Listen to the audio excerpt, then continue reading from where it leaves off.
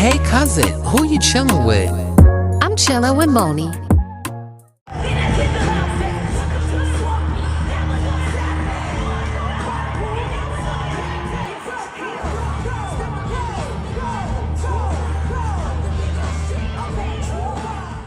Hey cousins, welcome back to the crib.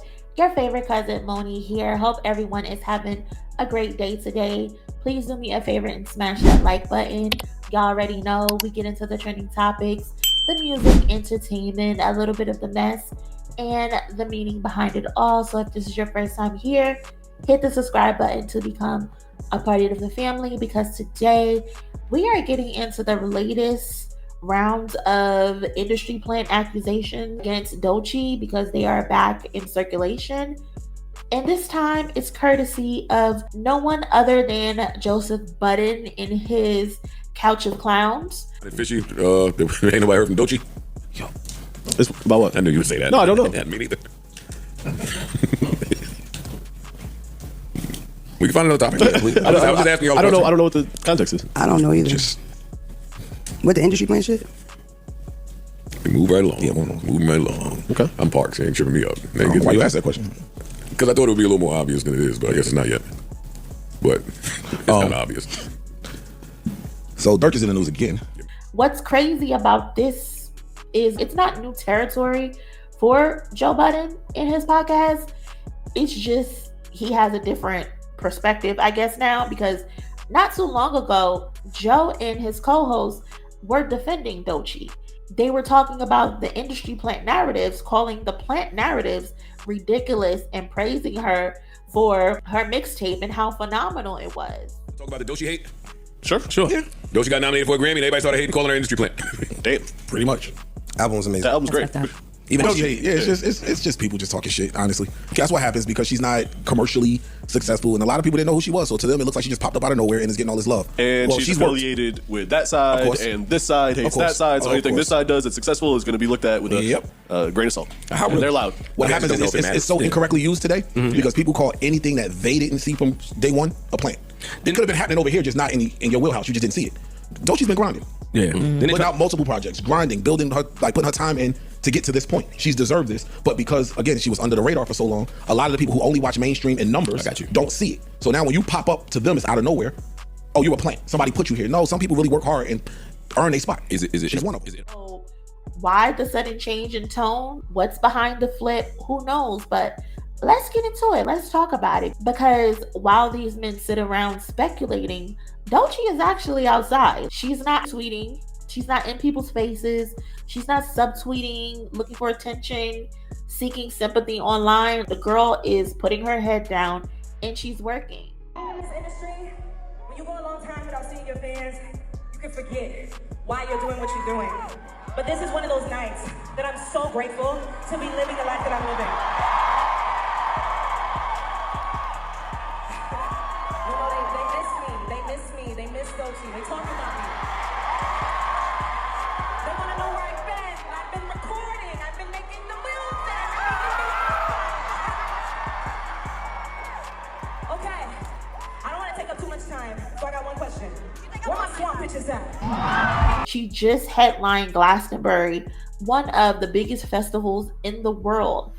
Headlined one of the main stages and gave a performance that critics described as one of the most energetic and well-executed sets from an emerging act in recent years. You can check my previous uploads. We discussed it on the channel.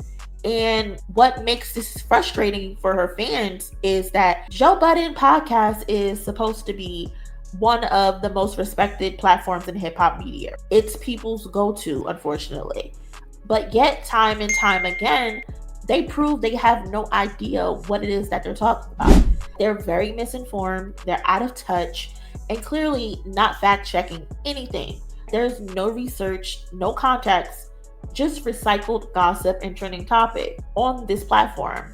On multiple occasions, they've discussed stories they didn't fully understand, they didn't do research on, they just give their loud, definitive opinions on the topic and move on to the next one, and the cycle repeats. So It's not surprising that this pack of clowns would have no idea that Doechii is actually outside, actually doing work, because they don't have no one on staff doing enhanced due diligence. And honestly, not many hip-hop publications covered her phenomenal Glastonbury performance, but let her name have been tied to a bit of drama and gossip, suddenly everyone's tuned in. Suddenly everyone has Doechii's name in headlines when there's drama, but not when she's out here working all of these festival stages all summer. The thing I feel like that people are missing with Doechii is that her grind and her rise to fame has been well documented all over the internet. From her day-to-day vlogs on YouTube while still in high school, to losing her job, facing homelessness, and making the decision to put everything into her music, her journey has been right there in plain sight this entire time. Her very first live performance wasn't at some glamorous industry showcase. It was in a hole-in-the-wall venue where she performed for whoever showed up. From Spooky Coochie, the Coven Sessions, the original version of Anxiety. I'm talking about the version before Sleepy Hollow even got it. Persuasive, Crazy, What It Is, that was her big break. Alter Ego, the original and the remix with Kaytranada and JT. And now we have present day Doechii. She's been building step by step. This is an artist who has done the legwork, refined her craft, and is now reaping the benefits of her grind. But because you didn't see it, it's fake. Let's be serious. Some of y'all need to understand you're not that important to deceive. Like, you think too highly of yourself to think you are important enough to deceive. The world is bigger than your timeline. The world is bigger than that dirty neighborhood corner from. The world is bigger than the dark corner of the internet you crawled out of. The world is so much bigger than you. You are not important enough to deceive. Y'all said TDE was forcing Doechii on everybody a couple months ago, right? So she put her head down. She stayed focused. She's now working on her debut album. She's headlining multiple festivals, and suddenly y'all are asking where she at? Why she's so quiet? Do you want to see her or not? Which one is it? You cannot have it both ways. Doechii hit the ground running in August of 2024 and hasn't stopped since. She's delivered a year full of high quality content and music. Every number attached to her name was earned, not bought, not inflated. We all witnessed it.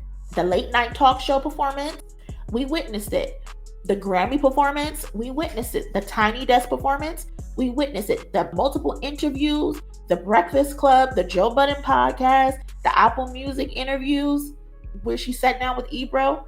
We all witnessed the demand first of Anxiety and then the release. Like, y'all begged for the song, begged for it, and she gave you the song that you begged for, it complete with a cinematic music video. And then people decided to kick her back in for it. Why would you ask for something that you were going to kick your back in for? Like, I don't get it. Her mixtape rollout, well, the post rollout was one of the most impressive of the year. It connected with fans organically. And ultimately, I feel as though her post rollout helped secure Best Rap Album at the Grammys for Doechii. That wasn't luck. The music was there. The mixtape is perfect. It's flawless. But it was rewarded for consistency, talent, and strategy.